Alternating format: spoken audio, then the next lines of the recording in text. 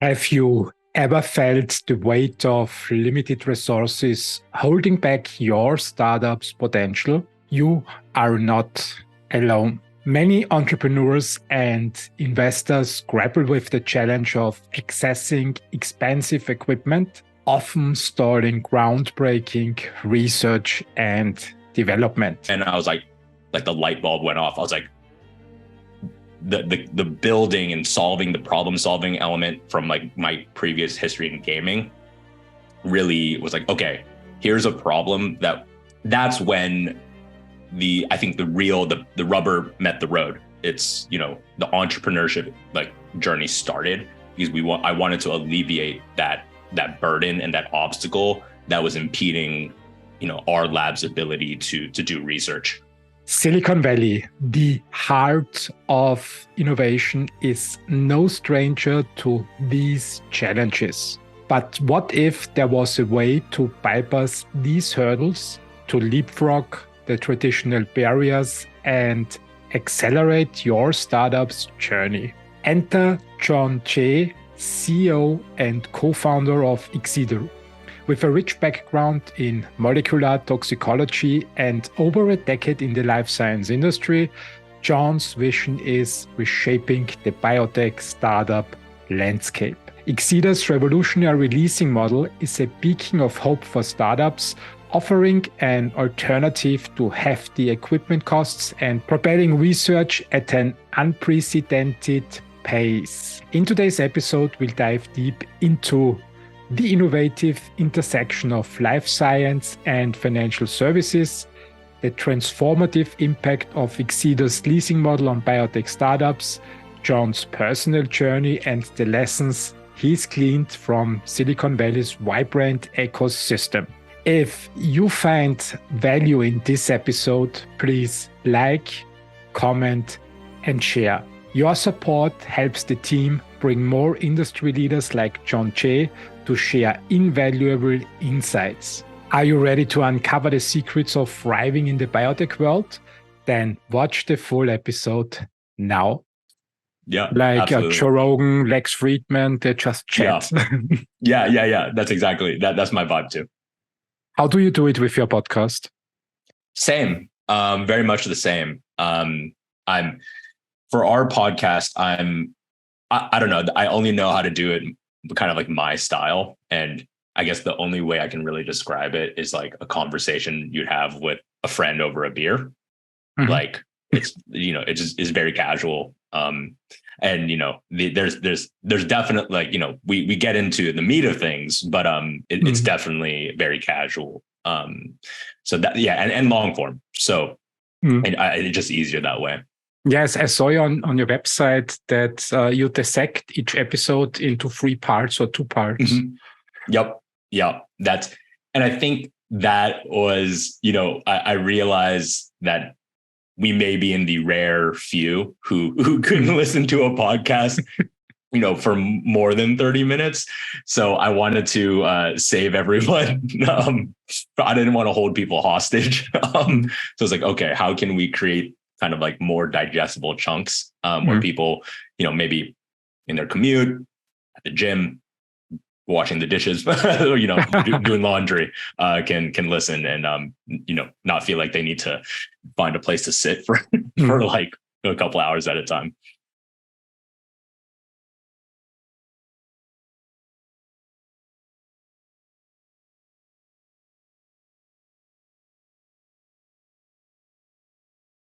Yeah.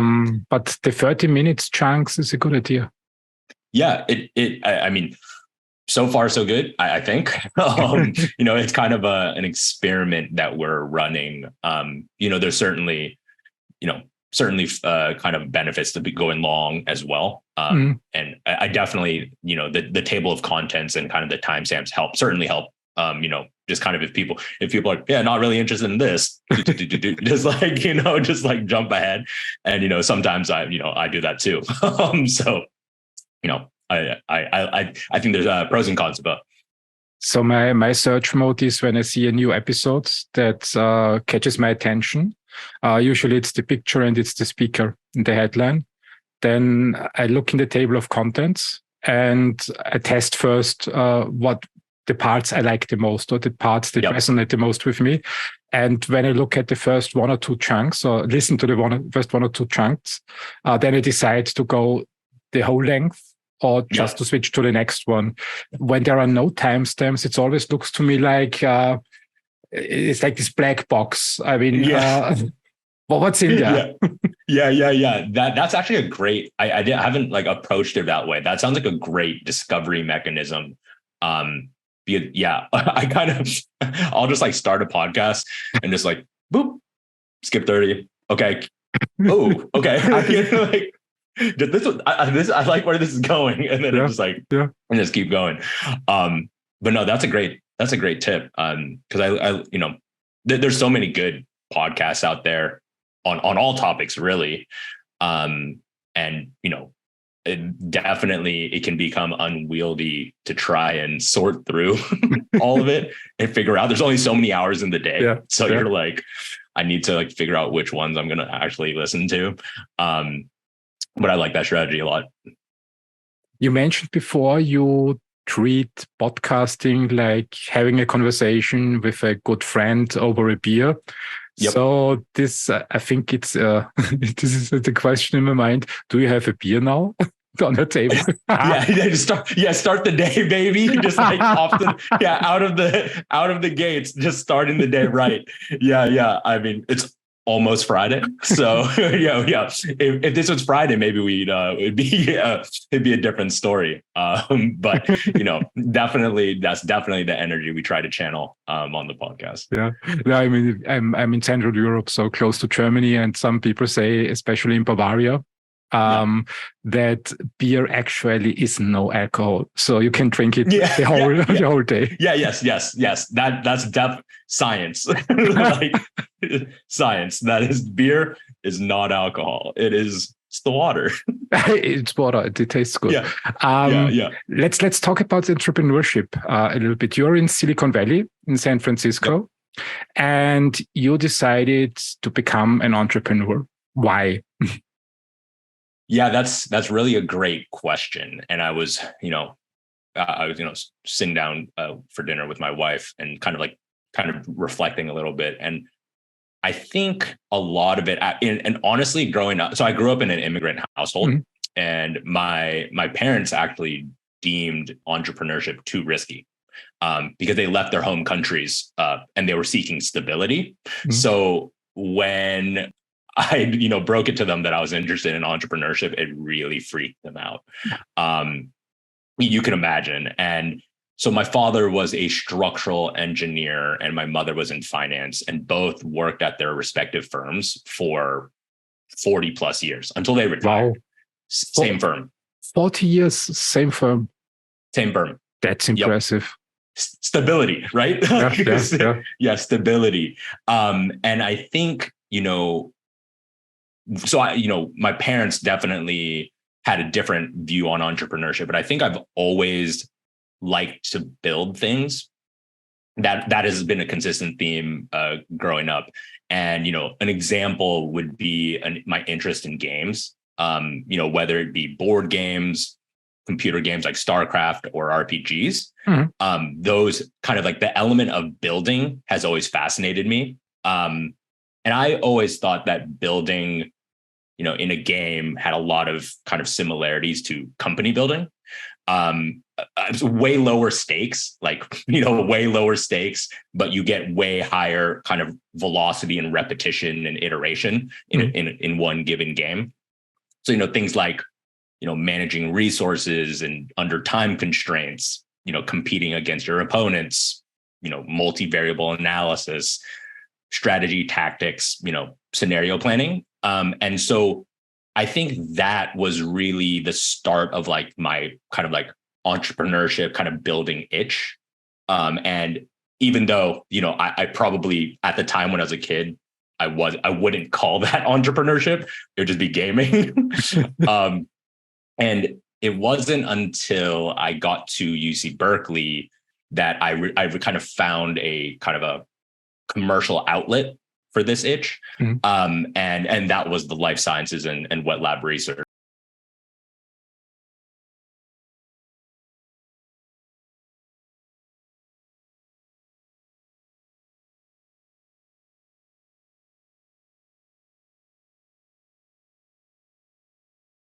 Mhm. And that was when the magic happened. And I think, entrepreneurship for me and company building was really about kind of like to serve the community that I like, my people. Mhm. And I really started to, feel like part of the scientific community, and I wanted to continue to build within it. And and I'll just give you a couple stories here about kind of like what really, basically got to the founding of Excedr and really kicked off the entrepreneurship kind of stint. So when I've been in labs that are well funded and also not so well funded, I've seen both. Mhm. And, it opened my eyes a lot. Like, not every single lab can be well funded.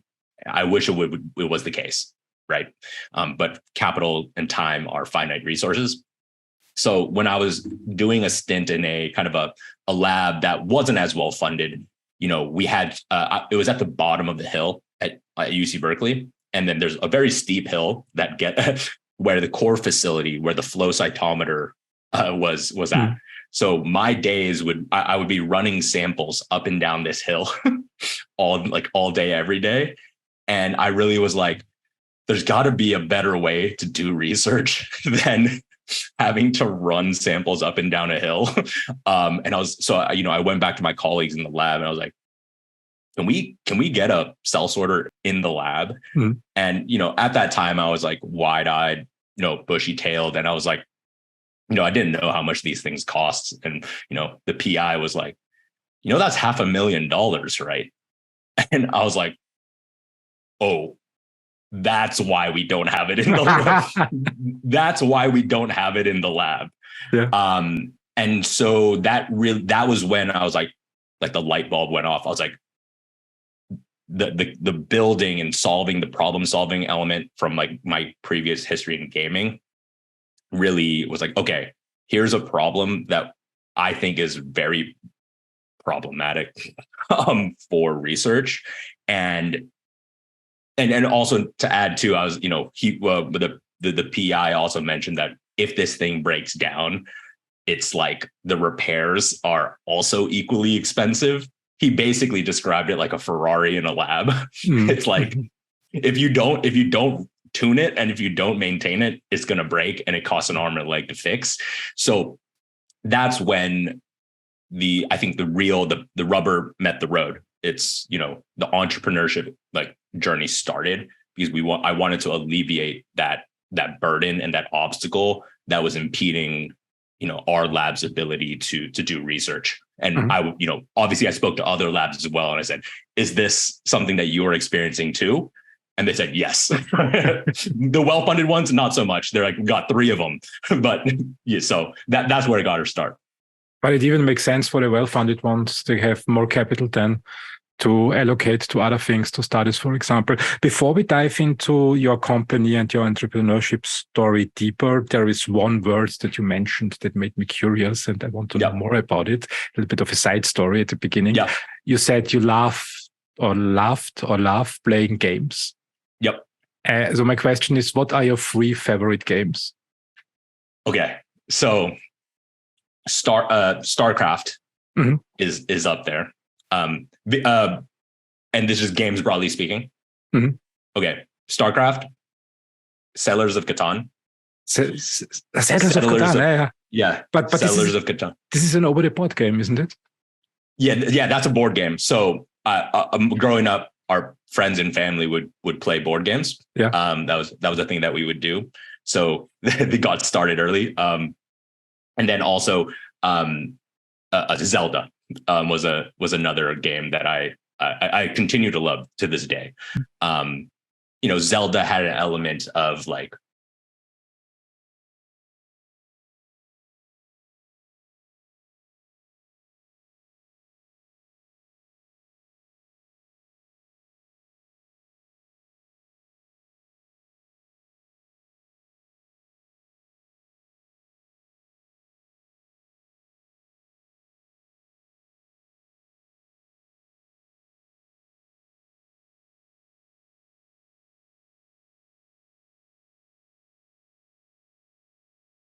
but yeah, we're still friends.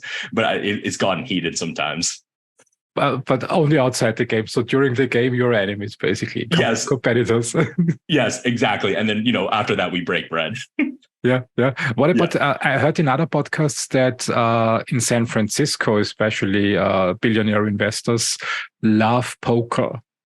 Is this also one of your passions? So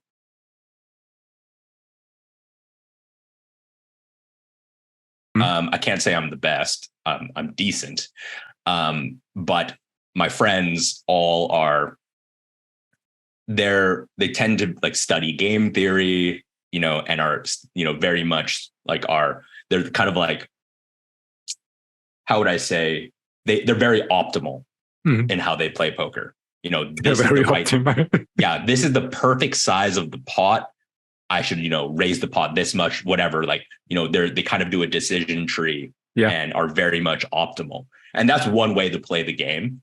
But I would say my style of poker is I'm not as good at optimizing as they are, but I know when to be like kind of a wild card and just like, because, game theory assumes that everyone is participating in game theory, but sometimes I'll just go in and just disrupt it. And so, and it pisses them off to no end. They're like, why would you do that? That's so irrational. I'm like, that's the point. That's human. Yeah.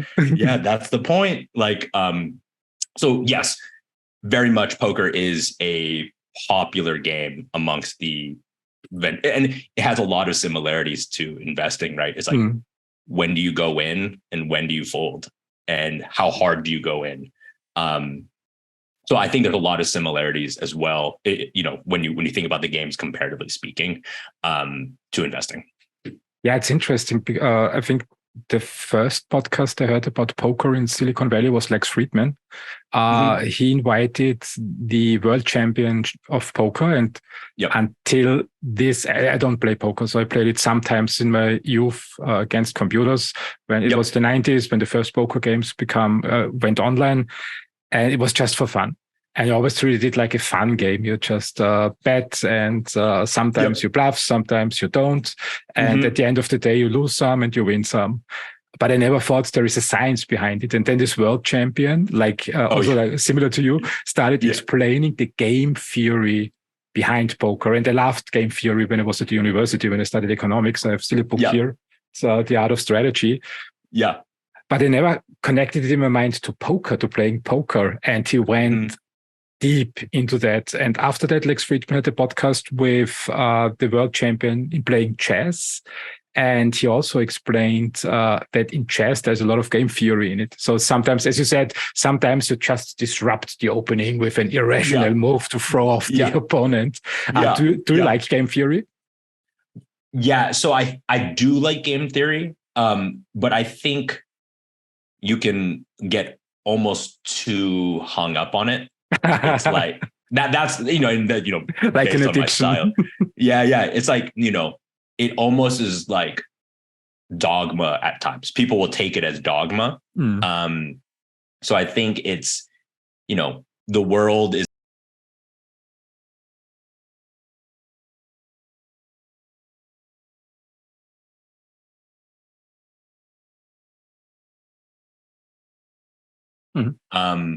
but like, I think as you get into the world of like business, it becomes more, and people will do things that will surprise you all the time, like all the time. So it is good to know. It's like an arrow in your quiver, but shouldn't be the only one.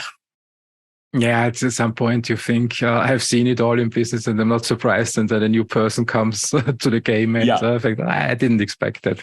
You said, you said earlier that poker is similar to venture investing. Yep. Can you explain it a little bit further? Why you see that?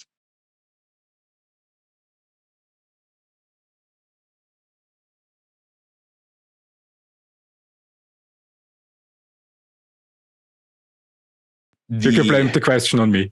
Yeah. So the poker is similar to investing, generally speaking, is because when you see an opportunity, right?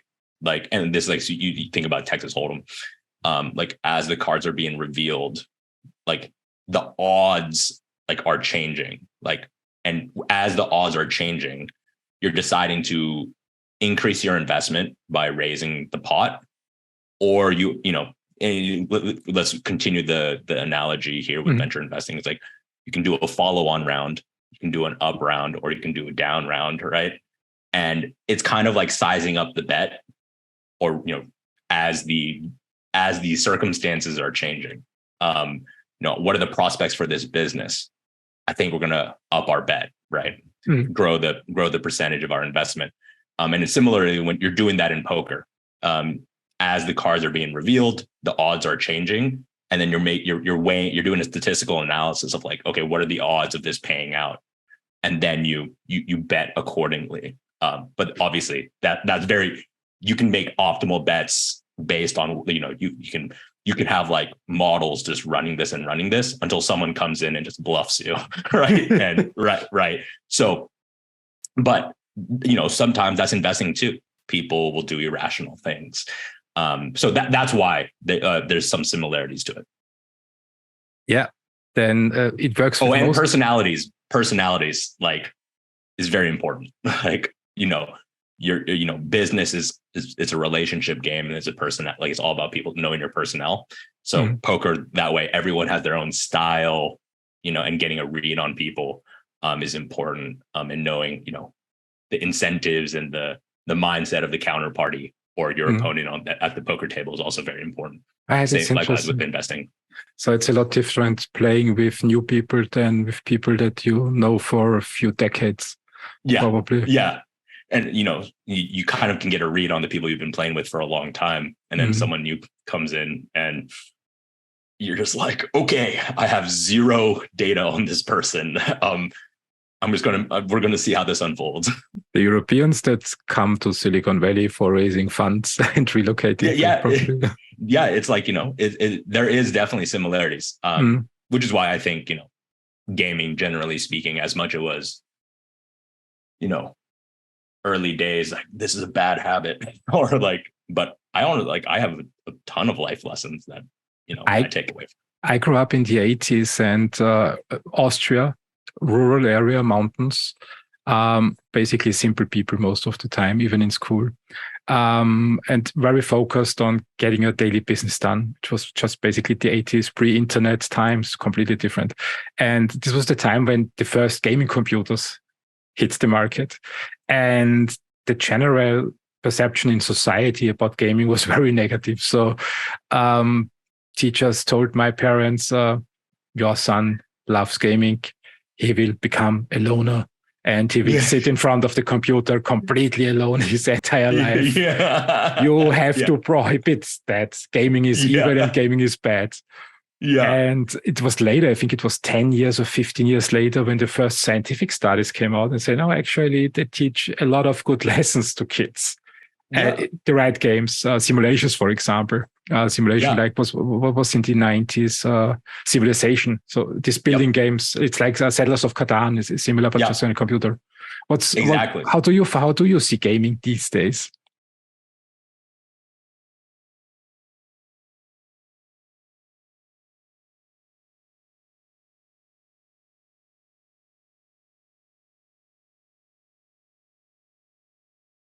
I think there's a lot of great games out there, but the internet has really opened up the aperture of like what type of games, the early days of like PC gaming, like StarCraft and stuff, now the versions of that, like Dota and everything, which are like that on steroids.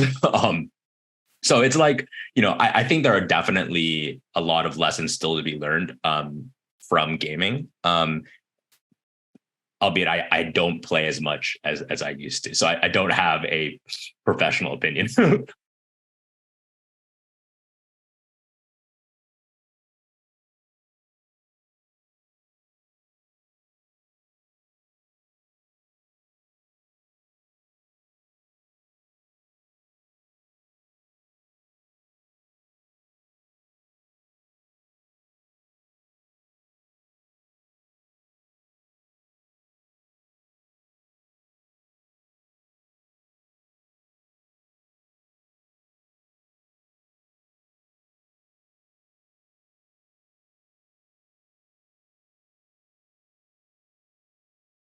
That's a great question. So I was actually born and raised in Berkeley, and all of my education in Berkeley too. So I haven't really gone that far.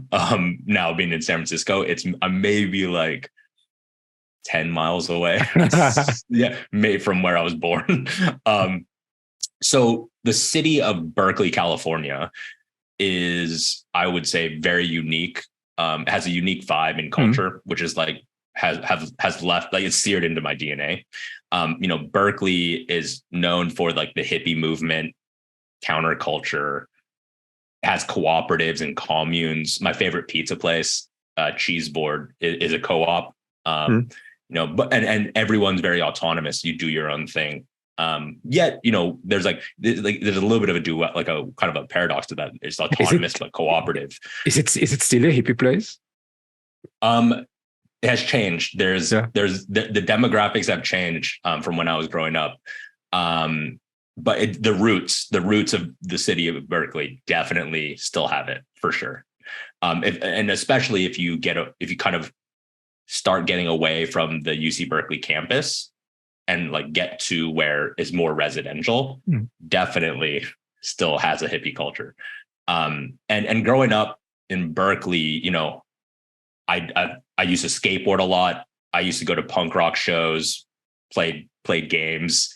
So I had a very eclectic kind of upbringing, maybe rebellious in some ways. And this is probably why I went in the direction, like career-wise, that I did. Maybe it was an act of rebellion.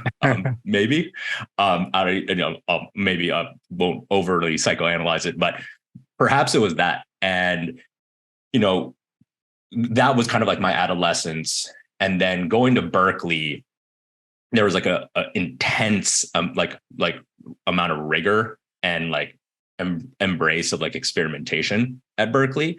And it was very much okay to take risks and fail as long as you learn from your mistakes. But that said, it wasn't a thing where UC Berkeley was sink or swim. Like, you're taking the risk and you're going to bear the brunt of the consequences. But that's how you learn the hard way. And you'll never forget those lessons. And you get stronger the next go around. So that's kind of like the culture of UC Berkeley as an institution. And I would even say this kind of extends broadly to the Bay Area and Silicon Valley. There's a lot of experimentation and just kind of like risk taking. And now when I think about how that kind of has impacted Excedr and how that has like kind of influenced my kind of I guess style and our style is, we continue to really embrace like rigorous experimentation. Anyone at the company can run their own A/B test and to see if there's a better way of doing things. I'm not beholden to any one way of doing something. If there's something that's better, let's test it out. I don't think there's one right way to do anything. And another thing is like kind of like challenging the status quo. Like that culture of just like asking why do we do these things is important. And I think that's, definitely part of the Berkeley upbringing. Leasing, Excedr does equipment leases, leasing is an age-old industry, but we're still continuing to find clever ways to do it differently. And there's an element of like autonomy and collaboration within Excedr where everyone has autonomy over their domain, but continues to collaborate with each other. Kind of like what I was saying, like, there's Berkeley has co-ops, but people are very much do their own thing. And so it's a kind of this weird duality, but what it results in is like a lot of like 1 + 1 = 5 outcomes, which is fantastic. And then the last thing I would say is that we're always looking for positive sum or like win-win situations. So we're always looking to grow the pie rather than just trying to extract value and to split the pie. So we're always looking ways like, how can we bring value to all stakeholders here, vendors, customers, employees, the community, every time we make a decision. So I realize that sounds very kind of chaotic and eclectic, but it's worked well for us, and and keeps everyone energized, and keeps me, I'm pumped up to get to work every day. Now, if you want to disrupt things, you have to play trial and error, and try to find better ways to do things rather than continuing down the old route and complain about things not working. It's risky. Some things will fail. I mean, currently I read the biography of Tim Cook. So all big companies that I am aware of, Apple, Amazon, Google, Alphabet, Tesla, they all have their stories of failure. But I think these are necessary to find the few things that really work then. I'm curious about your career. So you grew up in Berkeley, you studied in Berkeley, you graduated from the university. Yep. And then you decided to start your company, or was there a step in between that you tasted the smell of secure and safe jobs in the industry? Yeah. So there was a very short stint where I worked at a law firm. Oh. Where at a law firm? Yeah. How that? Yeah, but it was a science focused law firm that handled a lot of scientific work and cases. And this was like before I found my love for wet lab research. I was like trying to figure it out. I was like, I knew I wanted to be in the sciences, but in what shape or form, I wasn't quite sure. So I, at one point in time, the very first, and this is not novel in any way, but like when I was first getting to university, it was like, okay, maybe I'll be a doctor. That's science. Didn't want to do that. Wasn't a fit. And then I was like, okay. And maybe this is before like I went full rebellious, because like stability of like a doctor. And I was like, okay, maybe a lawyer, but I still want to be in science. So like, I'll try that out. And that was like a brief taste of stability. And it just was not my style, like was not my style. And to each their own, there's nothing wrong with it. But it didn't really, I didn't find as much energy as I wanted to. So after that short stint, dove right into wet lab research, and then within the lab ecosystem, kind of spun Excedr out of that experience. And the labs were part of the university. Yep. Berkeley. Why not the academic route? I mean, your parents probably would have appreciated it. Yeah, they would have loved it. I think the academic route was, well, I always saw it as like becoming a professor is like harder than getting into the NBA, like to play basketball. Yeah, it's Berkeley probably. Yeah, it's just like harder than the NBA. And when I saw the statistics of who ends up becoming professors, especially those that are tenured, I was like, there's a lot of better basketball players or like academics than me, right? Like, and so I think that's an Excedr is kind of, despite us not, we're playing a supportive role for those in research, whether it be academia, for profit, early stage, late stage. We're still very, very much involved with and obviously life science academia plays hand in hand with industry as well. A lot of the technologies derive from academia. So we're still playing our part, but when Draymond Green and Steph Curry are on the court, we'll let them do their thing, and then we'll do ours. I'm curious now. You're in the lab, and you said you had to run up and down the hill to deliver thing, and then at one point you had the idea, why not leasing? So basically, you saw the problem, you had an idea about the solution, and what happened then? Because I mean, many people see problems and then go out on the market, see a solution, leasing stuff. I mean, there are leasing companies out there already. So why did you decide then? I really want to dissect a little bit this moment of revelation that there is probably a bigger game going on, or a bigger pie that you can dive into.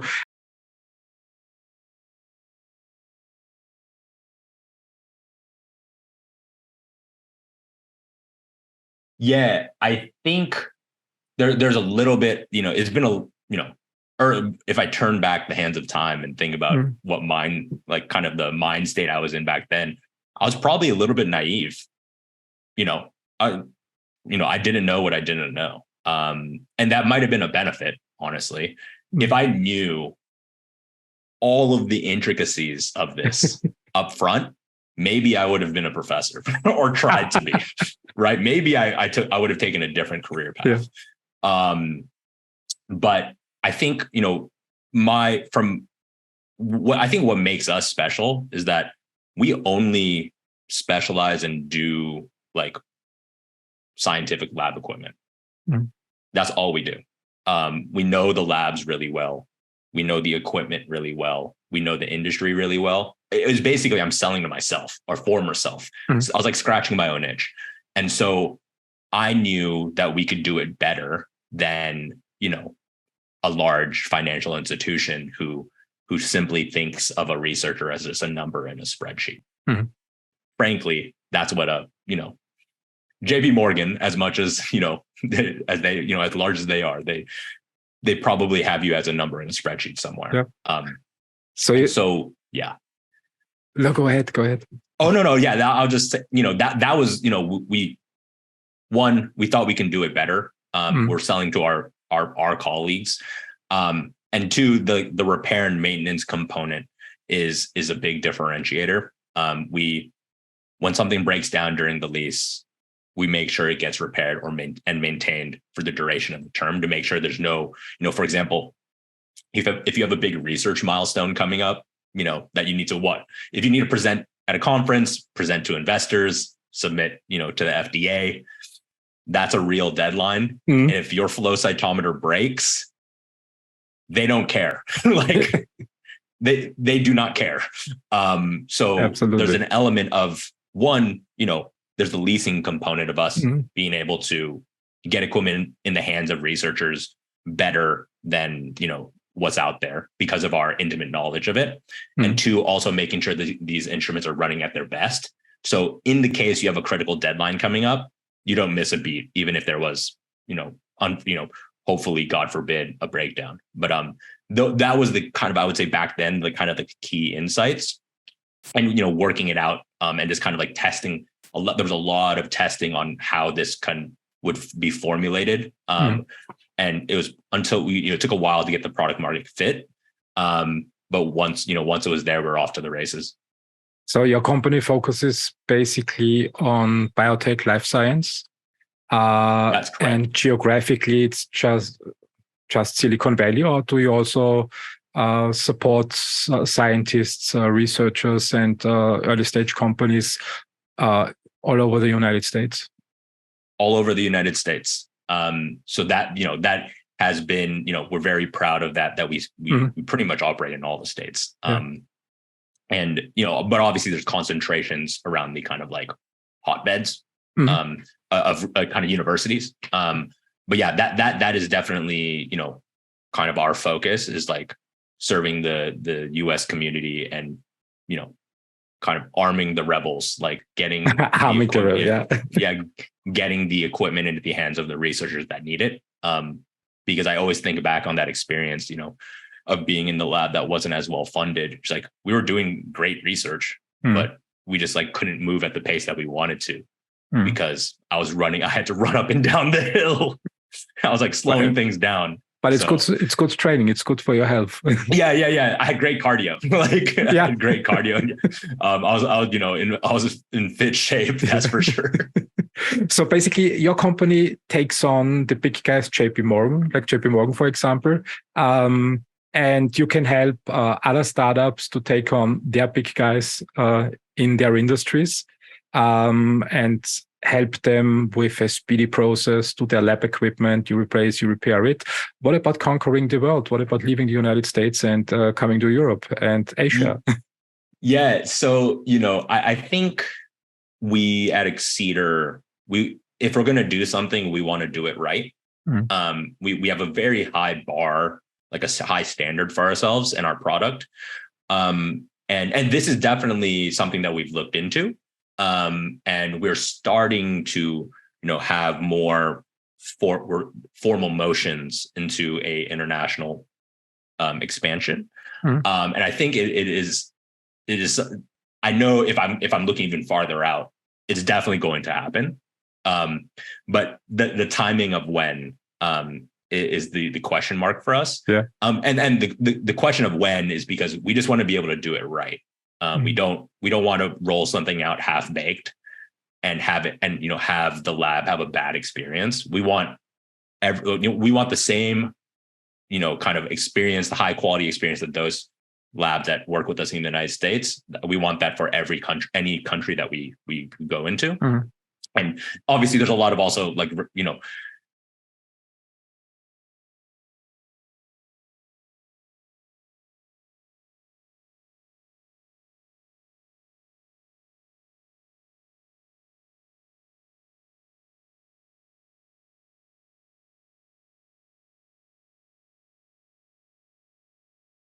Europe is the right place to be. You will have a lot of fun.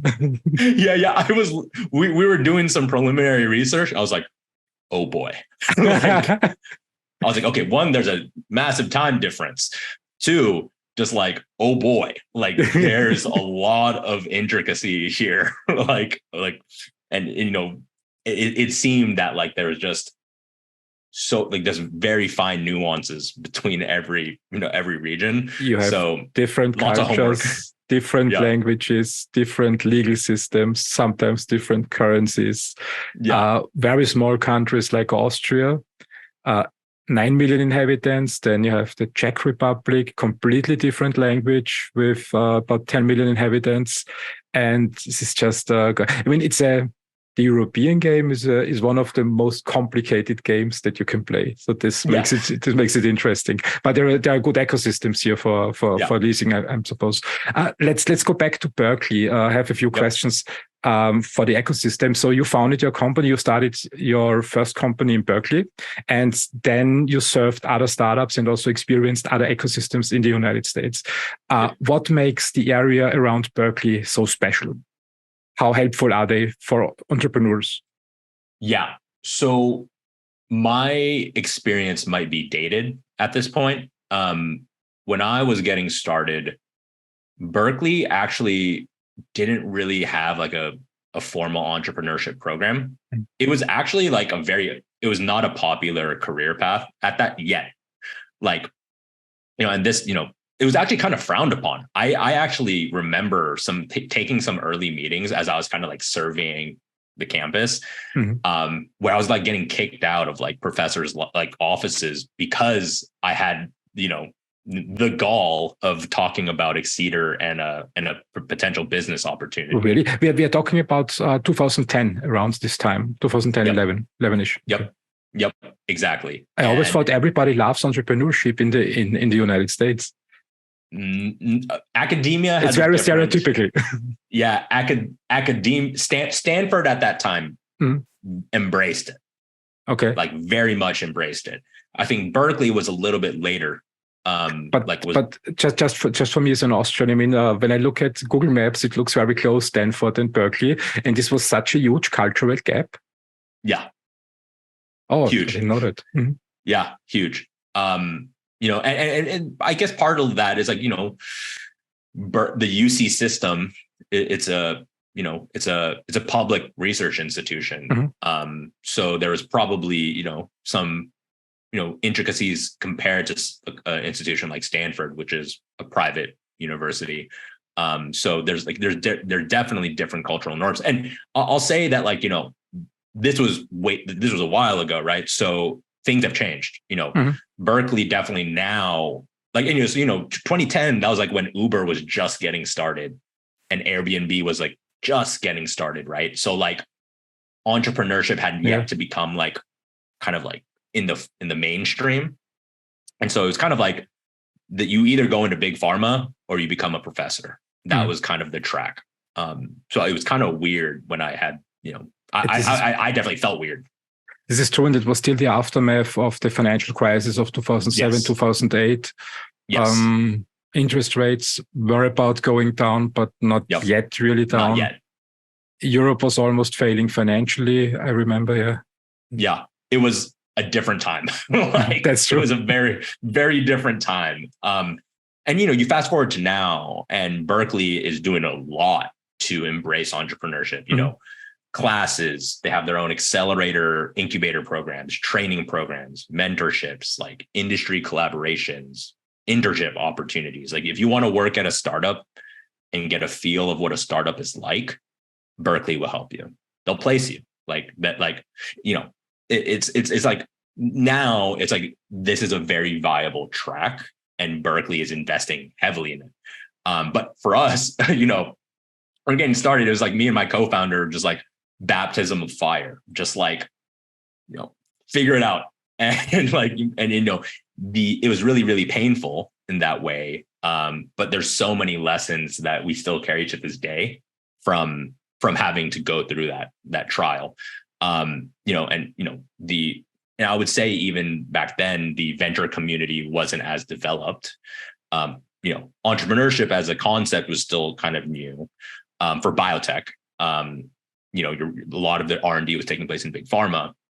And so, for my co-founder and I, we bootstrapped the thing. So when we put our life savings into Excedr, it really, really forces you to think long and hard about every decision you make, right? When it's going to either make the difference of like, can I pay rent or not pay rent, right? The weight of it is very real. And that's kind of resulted in kind of this culture of like efficiency and focusing on how to be creative within these constraints within Excedr, that I think, benefits us to this day. So you bootstrapped your company without the help of venture capital. That's correct. And you put your entire life savings back then on the line. You can imagine my parents were not happy about that. I can.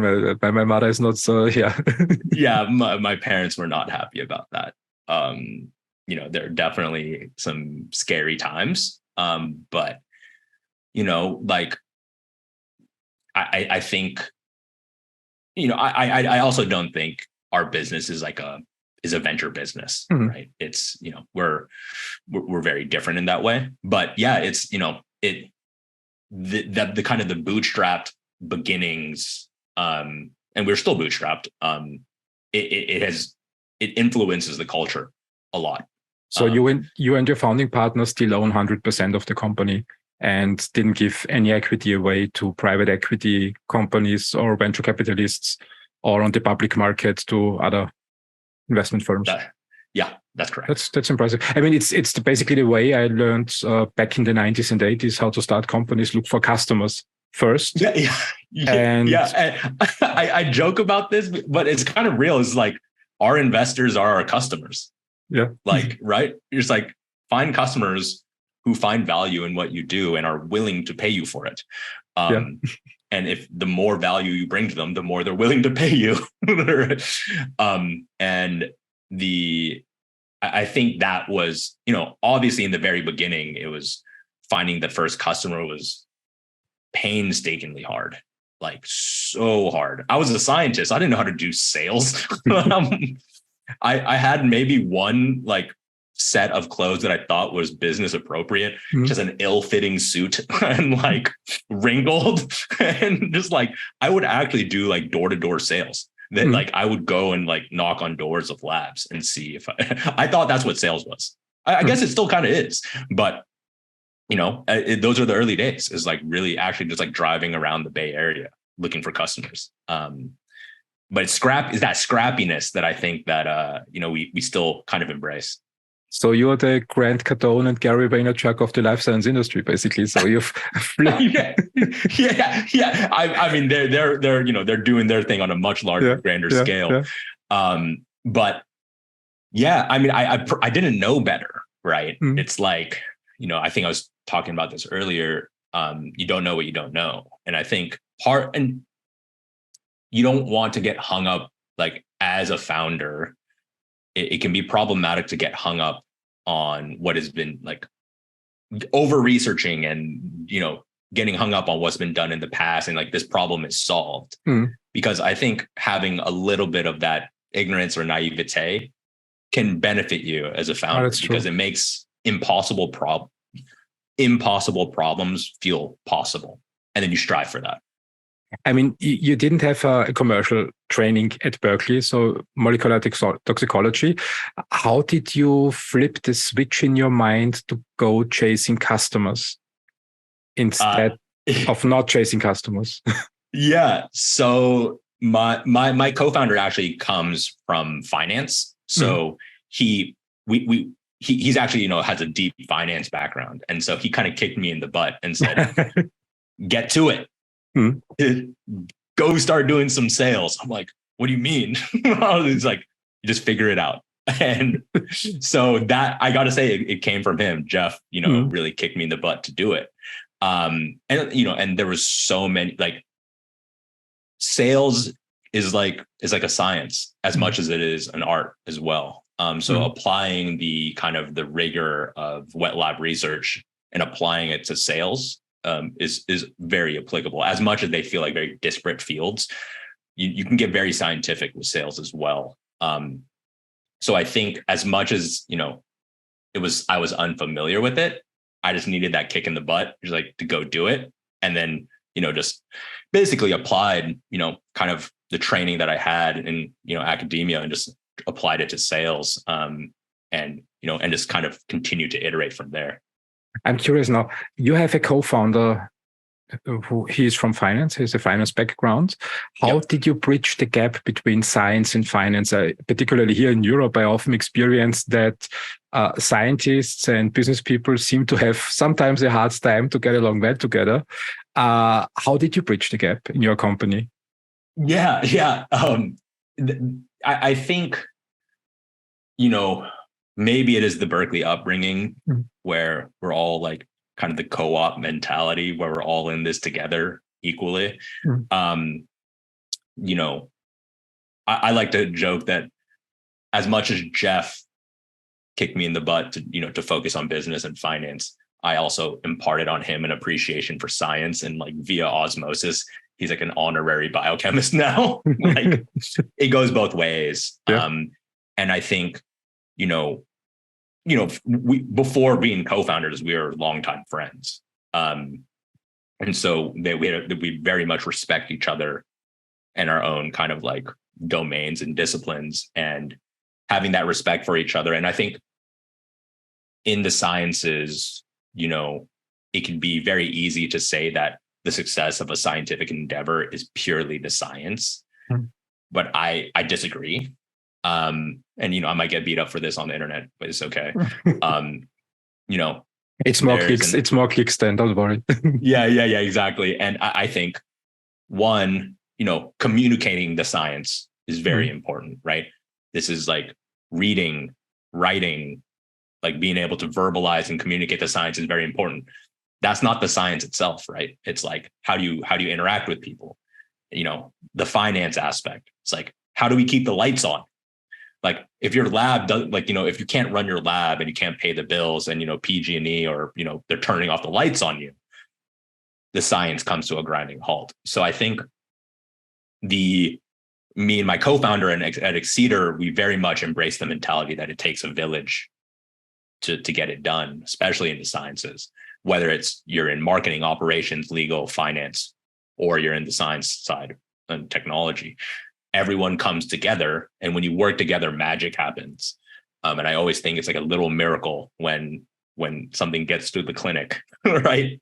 But it's getting through the clinic is no small feat, but it takes so many people and so many stakeholders. And so that's why I think me and my co-founder, we agree on this. And I think that's super important for co-founders. When you're finding your counterpart, that you're not butting heads. Yeah. And we have healthy disagreements, but we end up coming to a happy medium, and pushes it forward. And sometimes you can drink a beer together. So yeah, exactly. Yeah. And just hang out and just like have fun. Like that's another aspect of it too. Is like, don't, there's a lot to life, and, enjoy it. So it's great for you. It's Jon and Jeff then. It's J&J. J&J. Yeah, exactly. Yeah, we're the new J&J. The next J&J. The next J&J. Exactly. So you found your co-founder. It's a long-term friend. You respect him, he respects you. You start working together, and then he kicks you in the butt and say you need to go selling. And I mean, the perfect sale is always the easygoing. You go to a lab. I can also imagine in your life, you go to a customer.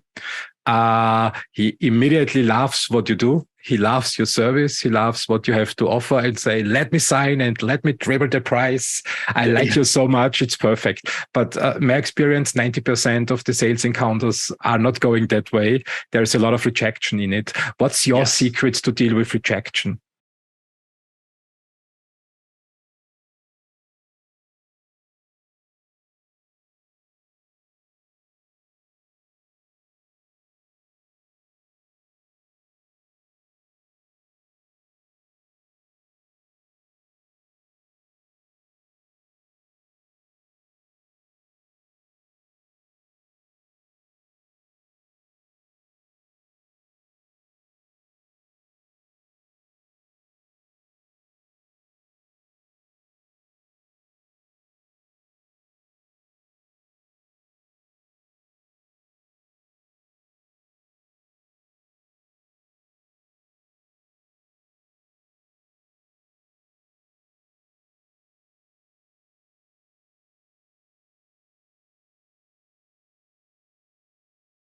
Mission is to serve the scientific community and improve health outcomes for all. And if I give up now, we're not going to be able to achieve that mission, and we're not going to be able to get the equipment in the hands of these researchers who are making, conducting life-changing research, right? So there's the element of having a mission that you truly believe in, which makes the rejection worthwhile.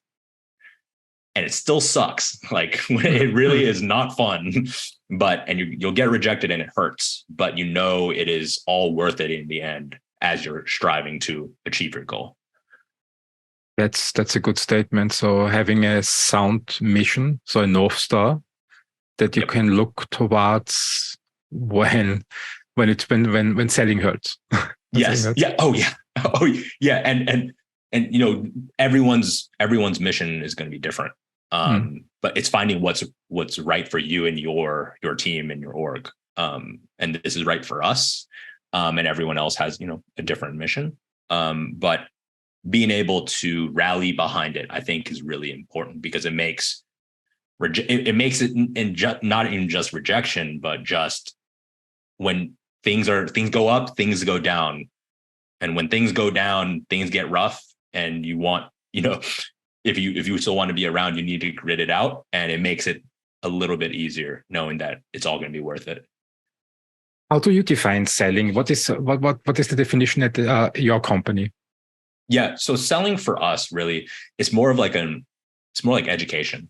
It's this took a lot of time to figure out how to communicate this. As leasing and finance is kind of like a more foreign concept for scientific laboratories. So it's education and like problem solving, and like raising awareness, right? I knew there was a problem because I experienced that exact problem. So I knew it was there. So it's first like raising awareness. Like, hey, we were in your shoes. We know these are kind of the hangups of, the status quo is to always buy equipment. And I know that can really hurt the budget. And so identifying and bringing awareness to the problem, and then educating them, like there is a solution to this. So there's an education element to that. And then obviously the one aspect that's different is like every lab is unique. And then if at that point, it's like customizing the solution to fit their needs, because not one solution fits everybody. So it's like awareness, education, and then kind of like customization based on the unique circumstances of the end user. And when you combine those things and you communicate it well, it tends to work out in sales.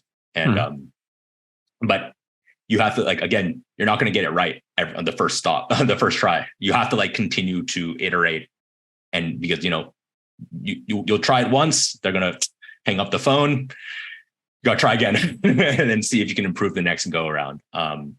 And yeah, it takes a long time to get that muscle, but once you do, there's no better feeling than when you're on the phone with someone and you just see that it clicks.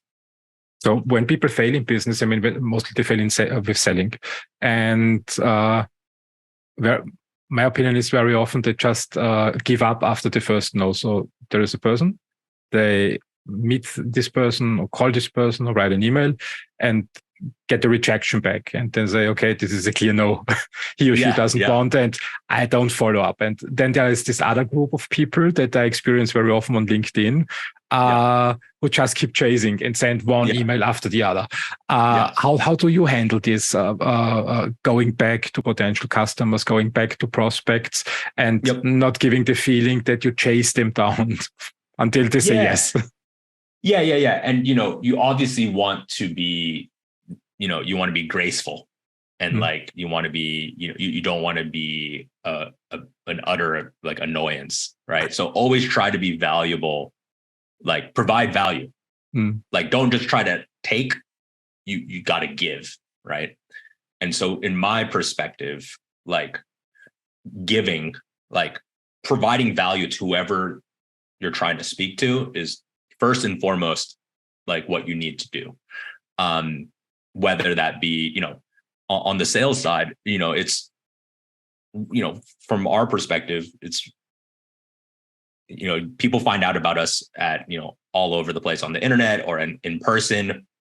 And, especially on the internet, it's easy to just like, click send, just like annoy people. It's very like low effort, but we try our best to actually provide something of value to whoever we're reaching out to for their unique circumstances. We try to do as much research as we can on the specific, potential lab that we want to work with, and see if we can provide value to them, customized to them. And sometimes it doesn't work out, and that's okay. But if you're doing sales, you need to put in the work to provide value to whoever you're reaching out to, real value, not just like, don't just go through the motions. You got to actually provide value, whatever that may be. And that to be defined by your organization. But as long as you provide value, and sometimes I get it too on mine, and sometimes I'll open a DM and I was like, oh, that was incredibly valuable. Yes, I'll have a phone call with you. But if it's something that's like, hey, I'm just following up. Hey, I'm just following up. Hey, I'm just following up. That's not valuable. Like, it's just, you're just following up. You're just adding to the tons of notification red dot on my phone. That's not valuable. It's 2 weeks since our last communication. Here is my follow-up mail. Yeah. It's like, okay, great. Thank you, I guess. So I always be valuable, whatever that, and you have to define that for yourself, and you have to define that for your org, and do the work and do the research. And then you'll find creative ways to provide value. And then that will reduce the likelihood of rejection. I mean, in our experience, as you said, selling is an art and a science by itself. But how do you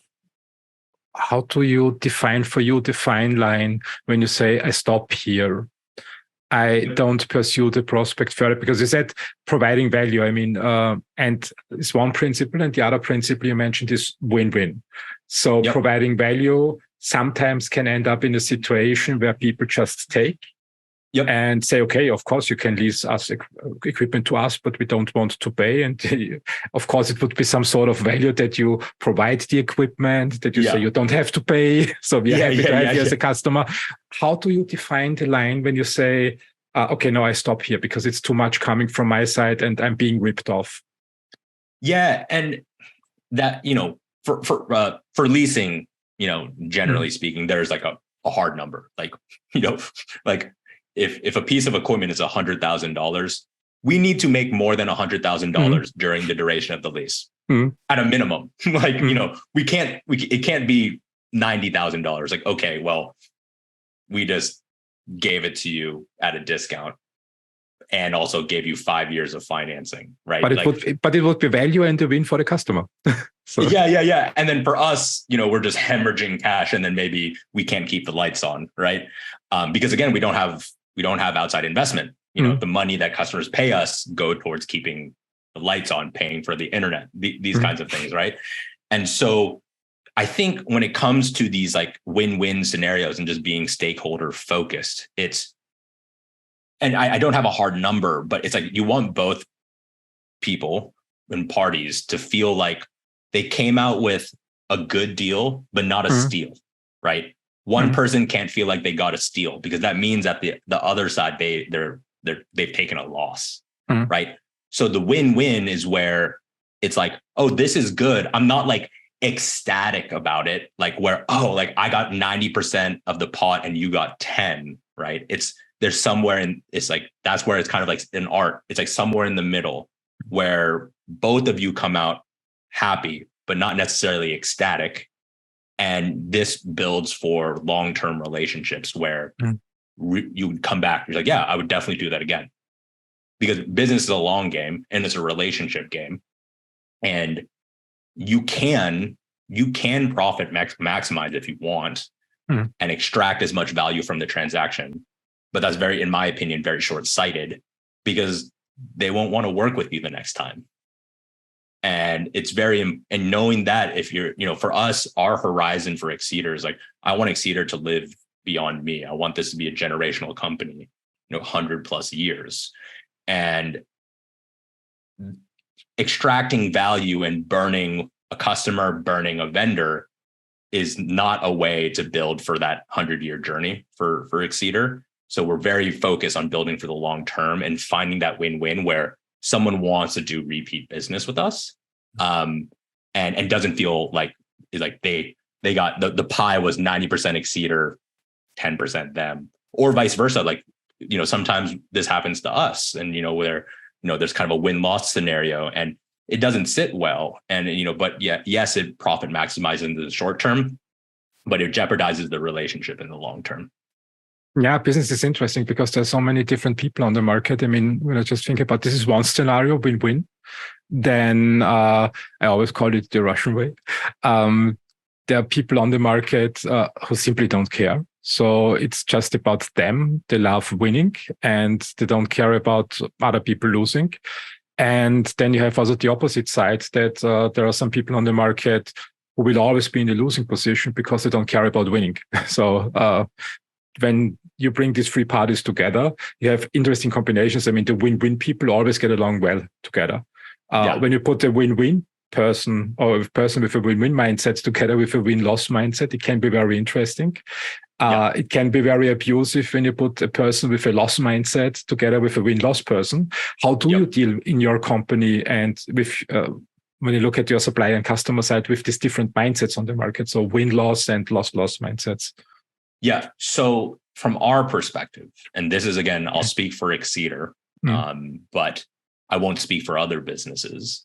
I don't think there's one right way to do business.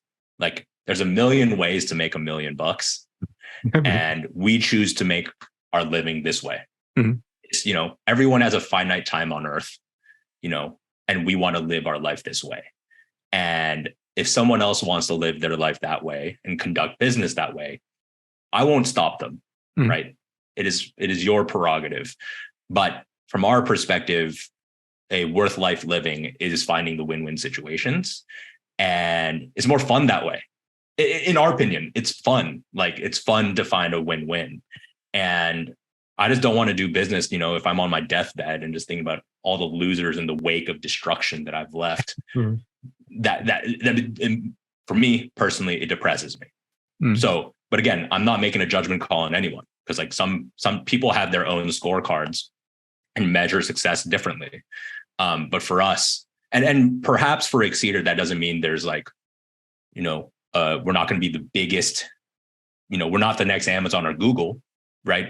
You don't get that big unless you step on some heads and create some losers, right? So, and that's okay for us. Like we're not looking for world domination. We're not, we're looking for is to serve the scientific community the best we can. Like That's it. The best we can. Whatever size of company that is, I don't know. But as long as we're serving the scientific community the best we can, that makes everyone at Excedr happy. And I think sets us up for long-term success and longevity. I like this attitude, but it also means then that sometimes you can't do business with people who have a different mindset. So sometimes it's just not a good fit. Is this the right understanding? And we turn business away because it's not a good fit, and that's okay. Like I think that's one aspect of sales that I had to learn the hard way. In the very beginning, I tried to say yes to everything because getting your first customer is so critically important, right? But I learned the hard.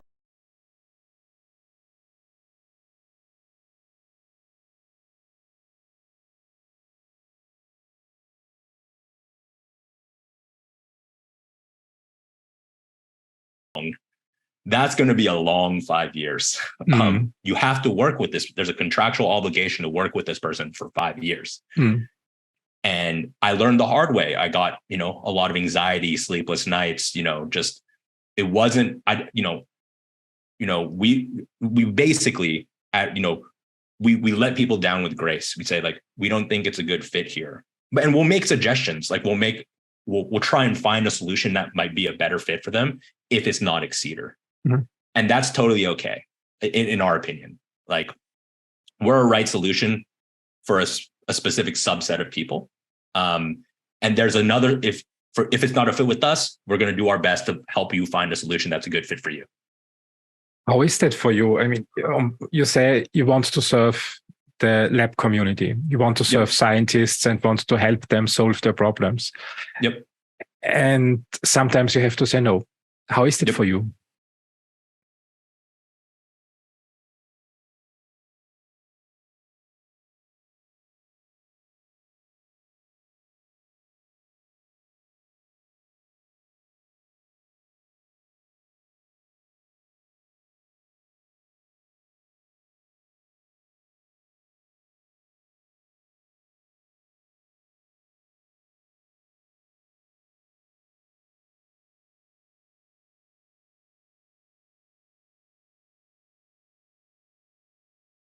People are looking for win-wins as well. And I'll rib my co-founder, Jeff, who comes from a finance background. Sometimes finance is known to have like Wall Street is known for win-loss. And that makes sense because like if you're making trades on the public exchange, the act of making the trade is basically a win-loss scenario. Someone on the other side has to be willing to sell to you at a lower amount so you can, so it's right. There's an imbalance, right? Someone's selling low, buying high. Someone's buying low, selling high, right? So, Wall Street tends to foster that kind of mentality. And I'm not saying everyone in Wall Street's that way, but it's the mechanics of the industry that tends to form the zeitgeist. Whereas with science, it's like, okay, how do we cure cancer? It's like, oh, cancer is very complex and hard. I need to loop in like my X-ray crystallographer, my comp bio person, just like literally just bring in like as many people from different disciplines as much as possible. Let's try and figure this out. Like, how are we going to finance this thing? Oh, we need the capital markets to participate. We need legal to participate, intellectual property. Everybody comes together trying to solve this one super hard problem, right? And so the zeitgeist of life sciences tends to be communal in that sense. So when we, knock on wood, when we do sales, more often than not, it's a fit. But sometimes there isn't, and that's okay. And we try to let them down with grace and try to offer an alternative that would be a better fit. That's a good attitude. I always smile when Americans use German words like zeitgeist. So yeah. Hopefully, pronounce it the right way. No, absolutely. Okay. It's great to hear sometimes German words in our conversation.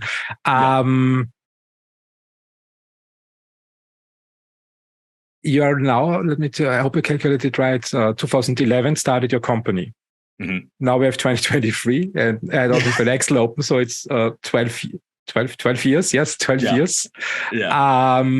And then you decided to start a podcast.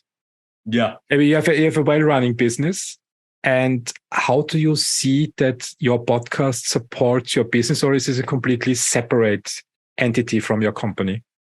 So the Biotech Startups podcast was, really the goal of it is to educate the next generation of scientific entrepreneurs and also educate those that are already on that journey. And honestly, it's just something that I wish I had when I was starting. So I could basically have a kind of a entrepreneur starter kit. So I wouldn't have to hit my head on the wall as much, trying to figure out very things that, could have been solved much quicker. So it's trying to accelerate that, right? Because I know coming out of the lab, when you're in the lab in academia, you are heads down, research. You don't, on your free time, I'm going to guess you don't know what HR is. You didn't learn about fundraising. You didn't learn about, lab ops. Well, perhaps lab ops actually, because you're running your lab. Perhaps you didn't know about intellectual property, how all sales and marketing, right? All of these things you don't have time when you're in your graduate studies. So our goal was to just basically, again, scratching my own itch, or maybe my former itch. It's trying to teach as many people as we can, and kind of demystify the, entrepreneurship is hard and it's often a black box, and we're just trying to demystify it and also show that there are plenty of ways to build a business in your own style. I couldn't agree more. It was just running through my mind while you were speaking. It's similar attitudes that I have with my podcast. I mean, I think back to the 80s when I said I would like to start businesses, and the environment was like your parents' environment. I mean, it was all about get a job, finish your education, get a job, and then build a house, have kids, and then sometime in the future you retire, but you never leave your job. You stay in your company. Yes. And the first things that I found very helpful were these business games that started somewhere in the 80s with Commodore C64 was a computer famous here in Central Europe. Then came the Windows computers with better simulations. Then I started business management at the University of Graz, and there I found the Harvard business cases. And I really love these attitudes that they said, look, I mean, we are not looking for laws in economy. Some things will work in certain environments, but don't work in other environments. So what we do, was my understanding back then and still is now about these business cases, is we identify the success criteria and describe the story, the circumstances under which circumstances they worked, and everybody can read it and can then decide, I take this part or I throw it away, it doesn't work in my environment, but it's not like a law. And I always thought it would be nice to put this attitude, define business cases to the next level. And I think podcasting, video podcasts are this next level. So we can now engage, or I can now engage with people like you. You run your company in Silicon Valley or in San Francisco in the Bay Area. I'm here in Austria, and I can ask you questions about your business, and I can share what you say with my community and online, and everybody who says, okay, would to know how his business works, what he thinks about selling, what he thinks about the life science industry and investing, listen to the podcast, and then decide whether to use it in his or her environment or not. Yeah. And I think that your perspective, it completely resonates with me. Sometimes I get jaded when I hear, what we were like earlier, we are talking about like a podcast that comes up in the feed, and like I kind of like skip through a little bit and just hear it. And sometimes they're like, this is the one way to do it. It's the only way to do it. And I'm like, I don't know if I agree with that. And I think it's a kind of a choose your own adventure. Again, it's a lifestyle, like business also is like lifestyle choices, right? Like, and everyone has different preferences, and you need to, you build your business and you build your career around your own lifestyle choices and circumstances. And so, yeah, it's very much just like the Biotech Stars podcast is very much an exercise of just like bringing as much educative content out there, and for letting anyone who's contemplating or on the journey decide what is the best for them, and then incorporate it. And if something doesn't resonate with you, ignore it. Like, it's okay. Like, if it doesn't work for you, no problem. But at least if you could find something, at least one thing that's valuable, then I think that's in our mind a success. Because again, it all gets back to that North Star. We're trying to improve health outcomes for all.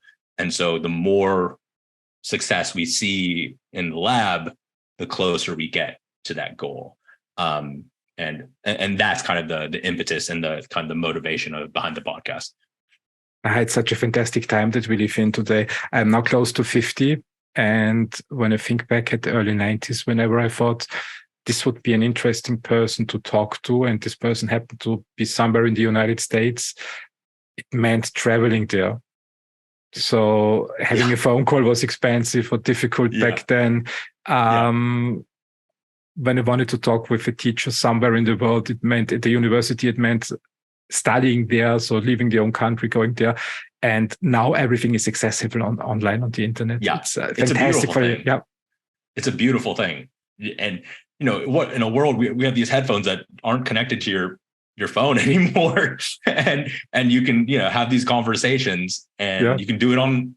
I'm obviously in my indoors right now, but I could potentially be doing this on a walk outside if I wanted to, which is like what a time. And I think I'm excited for those who are just starting the entrepreneurial journey, because there's so much out there to learn, and so much out there. Like, if you want to become an expert on something, you can become an expert. It's there at your fingertips.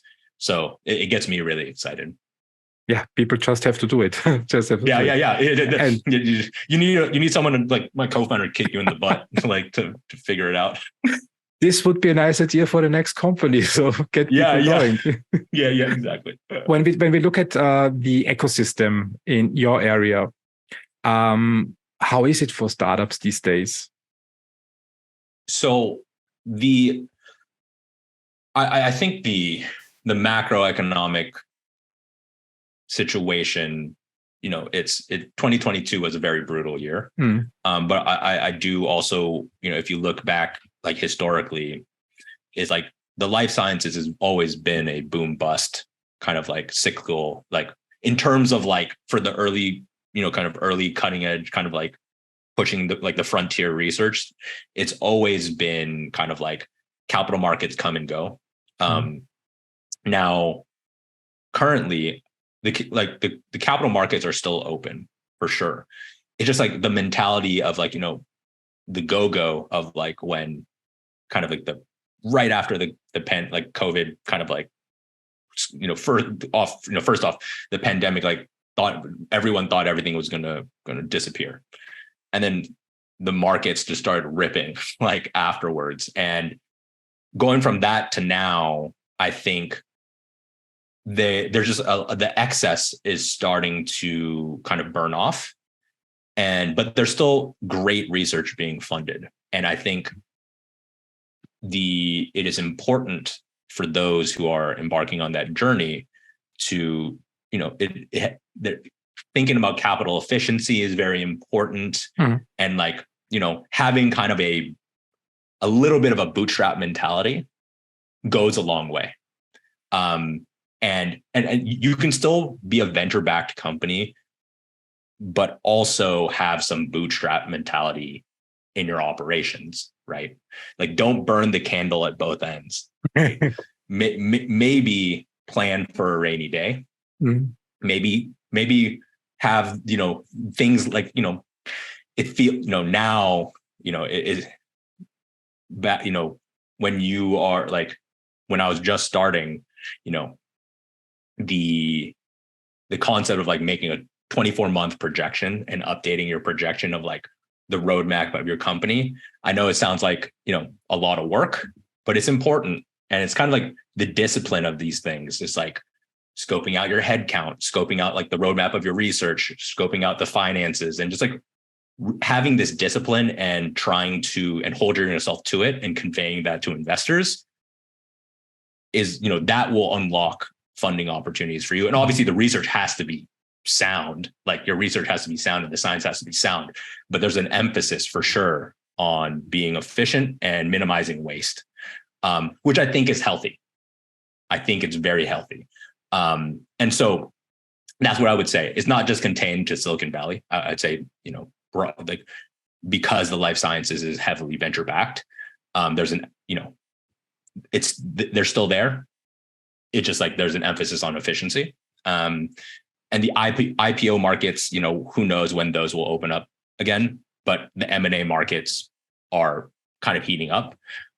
So, in terms of, potential exits, perhaps it's not an IPO within the next 12, 18 months. Who knows? That I would have to be a fortune teller to know when it opens back up. But we're definitely seeing a lot of M&A activity. That's for sure. So it's a different world, but I think the excess is kind of burnt off, and now the mentality needs to change a little bit, but there's definitely funding opportunities for great teams, great founders, great science.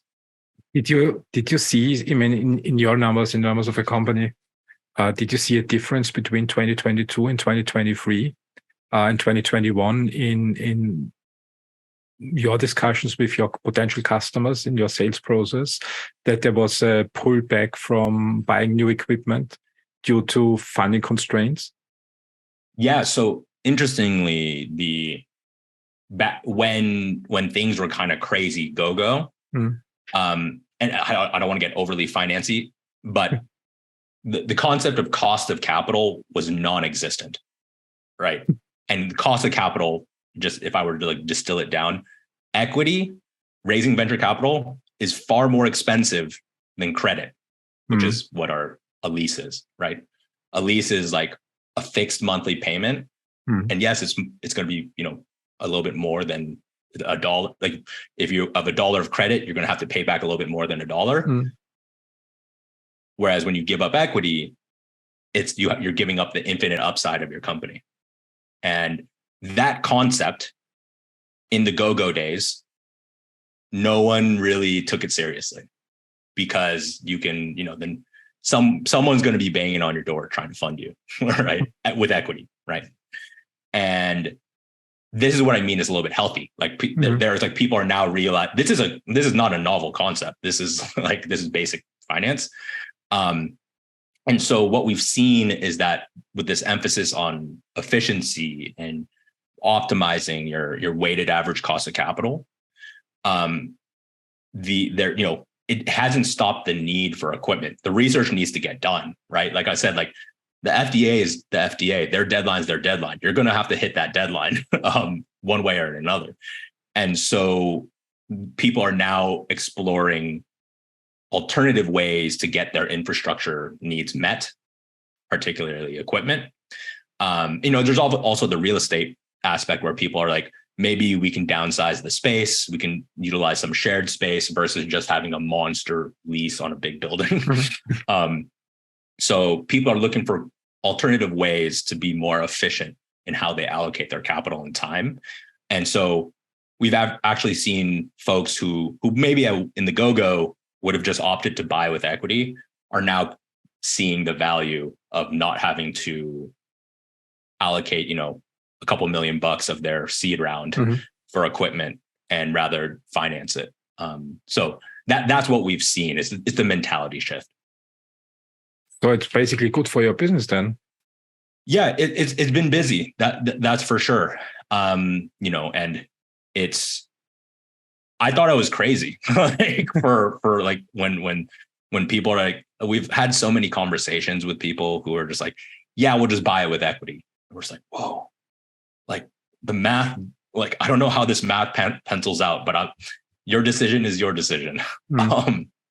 And unfortunately, there's been a lot of conversations where, folks have kind of like buyer's regret. Like they had just bought a lot of equipment before the market's kind of dried up. No, it's not fully dried up, but it's kind of slowed down. And now they have all this, they've spent, nowadays like seed rounds are like, 5 to 10 million, somewhere around there. They've spent like half of their seed round on equipment. And they're like, we can't hire anymore because all that cash just went into the equipment. Whereas, now they're, and we've been able to help them with sale leasebacks where we purchase the equipment from them and then lease it back. So basically they get that, they get a lease. In effect, it's just like you are able to lease the equipment you recently bought. But what ends up happening now is like people are now the awareness and understanding of this and the importance of this, where if you're getting a $5 million seed check and there's two, the success of your lab is, I'm oversimplifying here, is contingent on having a killer team and having the tools, the equipment for your team to use. One without the other, is you're kind of like you're running a race with one leg, right? And so because if you just have the equipment but no one to use the equipment, you're not going anywhere. If you have people but no tools, you're still going really slowly. So leasing enables you to get the equipment without breaking the bank, which then allows you to hire the people to get your research done. And then if you're a venture-backed startup, this is music to the venture capitalists' ears, right? Because now they're like, okay, great. The likelihood of you reaching your milestone 12 months from now you can hit it in 6 or 3 or whatever it may be. And then that gets you to your next funding round. Like it kind of gets you to that next inflection point. And so that concept is, I think, becoming more prevalent. And this is, I think we're starting to see the kind of the sea change. I mean, equipment leasing is a great tool, in my opinion, for the reasons you described. You can allocate more capital to build your team, so you get more hands working and still have the equipment. But there is one problem in, especially, for example, therapeutic drug development. Usually, the funding rounds don't last forever. So they last for a couple of years, 2 or 3 years, and then the companies need to raise further funds. And there is no guarantee that the company is successful in raising funds. A lot can happen. We can get a pandemic, war can start, especially here in Europe. And the entire investment scene or community is turned over and people don't want to invest anymore. Lease contracts, especially for expensive equipments, don't make any sense when it's over 1 year or 2 years. So usually when I run a company, I would like to lease it for a longer period so that they have smaller installments at the beginning and not the whole payout in 1 year, because then I can buy it myself. It's no failure. I want to stretch out the capital. The risk for you then, for a company like yours, is that I can't successfully close the next round and they can't pay you anymore. How do you manage that risk that your customers don't exist anymore and you get the equipment back and probably can't use some machines? They are sometimes customized for special purposes. You can't resell it. How do you manage that risk? Yeah, and so this gets back to kind of what makes Excedr special, right? It's we only work with labs. We only work with lab equipment, and we only work within the life sciences. Our expertise in that enables us to underwrite the risk. What feels like equity risk, we can better underwrite it because we understand it. Like We truly understand it. When we evaluate a company, like, I use JP Morgan as an example, but some large institution, they're not going into the science. Mm-hmm. They're like, send me three years of profits. Okay, did you have enough profits? You don't have that usually in a drug development company. Exactly. So like, show me 3 years of profits. Yeah. You don't have that? Next applicant, right? For us, we're going in there holistically, right? Mm-hmm. We know the operations, we know the financials, we know in the industry, we know the equipment.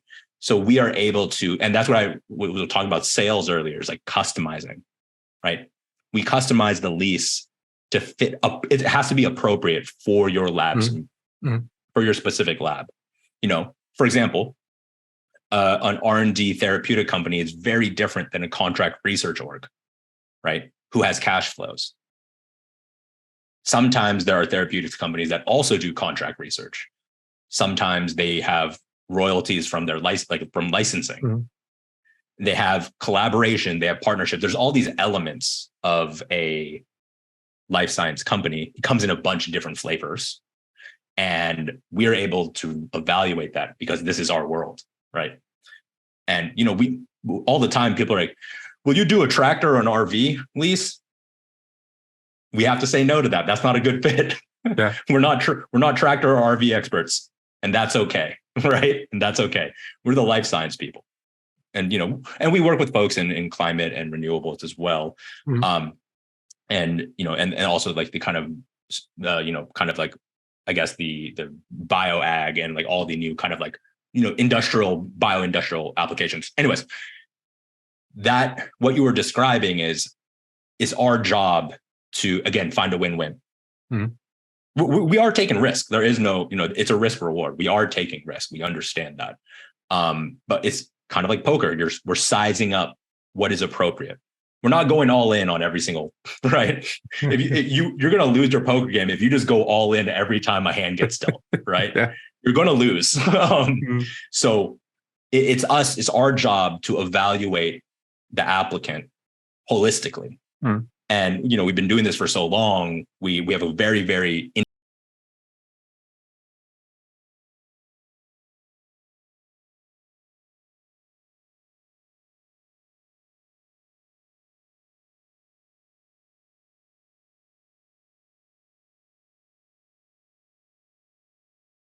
equipment, and that's the name of the game. If the lease can't be fulfilled, we have to pick up the equipment. And that's part of the risk that we underwrite, right? So and hopefully, we knock on wood, we want to see them successful. So we're going to do everything in our power to help them get to that next funding round. Put them in touch with the right people. If we can put them in touch with an investor, we're going to do so. And that's part of the benefit of being in this ecosystem, is that we also know the venture capitalists too. So we can connect the dots. If someone is, if we can help and lend a hand, we're going to do it. Mm-hmm. That's cool. But you don't take equity at the end of the day. So at the end of the day, it must be a win-win. So it must be a foreseeable win-win. And sometimes also some parties here in Europe who say, okay, give me equity in case you come back. Yeah, some folks do that. So we don't ask for equity. That's for the founders and the original set of investors. That's for them. Here's the lease payment. Yeah, we want a lease that will help you, help us, and we're not trying to complicate things by asking for equity in your company. You guys are the experts here on running your lab. So that ought to be yours. When you look at your customer side, what's your biggest success story? So when we look at, for example, startups, how did your company help them become successful? Yeah. So as actually a close friend of mine, Jake Glanville, close friend and colleague. He was the first guest on the Biotech Startups podcast. He was the first guest. I love talking about him and his company. So Distributed Bio was his original company, and we basically helped them from the super early days, like probably like sub 5 employees. Mm-hmm. It was them in an incubator space, getting them getting them with the equipment they need at that phase. And that helped them, as they kind of took over more and more bench space at the lab space, we helped them get the equipment. And then they finally outgrew that, and they got their own floor. And they were a very interesting company. They were both a R&D and contract research org. So we were helping them, on all fronts. And with the more equipment that they were able to get, they were able to do more R&D and also do more contract research. So it brought in more service revenue. And that helped them get to those next inflection points.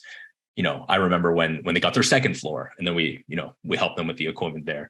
And then they ultimately sold to Charles River. And so, so that journey was like, it was a small team on a shared bench all the way to acquisition. And we continue to work. And then Jake also now runs Cenovax, which was the spin out of that, of Distributed Bio.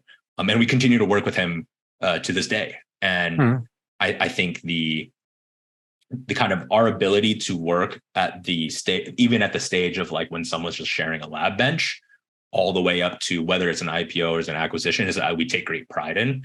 And also, we're not going to look, we're going to also tell you if a lease is not right at that time, right? Like if you're leasing too much, it could also become a burden. So we will also tell you that, right? Like we want to win-win. So we want to do what's right for you and what's right for us. And we want to help you get there. Whether it's, a handful of people, all the way up to like 50 people or more, so that Distributed Bio is I love to talk about them. Really, really cool story. They were in the Netflix movie Pandemic. They were a kind of a star of that series. So take a look at them if you guys have a chance. What is the name of the series? Pandemic? Pandemic. Pandemic, on Netflix. I thought not the real pandemic, so it's the series. Yeah. Well, so they Distributed Bio. They do a lot of vaccine R&D. So it was like right in their wheelhouse. When everything was kind of going crazy. I believe that.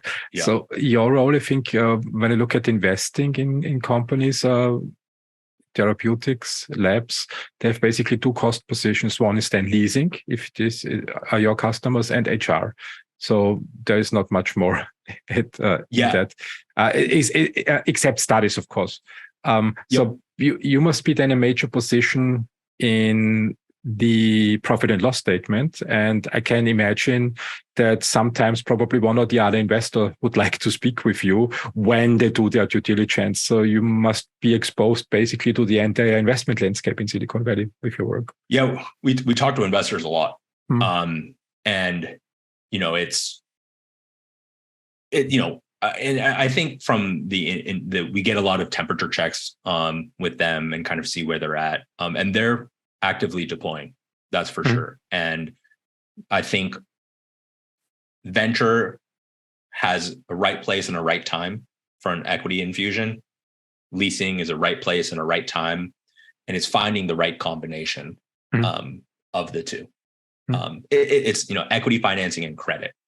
You don't want to be over leveraged and have too many leases. That's also a problem. But you also don't want to be like too heavily equity financed, where that's the risk of dilution. So it's finding that balance, and we collaborate all the time with them. How do you see? I mean, we had the glorious days until up to 2022, where capital was basically available for free, abundance. Everybody got financed, and I think in every incubation program in Europe and probably also in the United States, the first lesson founders got was not find your customer, it was find your investor. Yep. And then it changed last year with, especially here in Europe, it's attributed to the war in Ukraine. How do you see the development of availability of venture capital in Silicon Valley in the next 10 years? Yeah. So it's hard to call it and make a prediction with any sort of like concreteness, but I always come back to the science being as exciting as as ever been. There's a lot of new modalities that are available, like to solve really pressing healthcare issues. And there's a lot of smart people too working on these problems. And I think healthcare and life sciences is of growing importance. People ultimately want to live longer, healthier lives and more fulfilling lives. And so I think the equity financing and venture capital ecosystem, they realize this and will continue to fund good founders, good research. And the research is great right now. And there's a great amount of like founders that are coming out of, whether it's big pharma, academic institutions, you name it. And that combination of a, secular trend where, people want to live healthier and good research is going to get funded to in that is the North Star, right? That's the North Star of our industries, to like have people live healthier, longer lives, and the money will follow. It may not be smooth. It may be like this. And in the moment, it feels like we're never going to get out of these trenches, but it's always a boom bust. And it'll over time, it'll net out.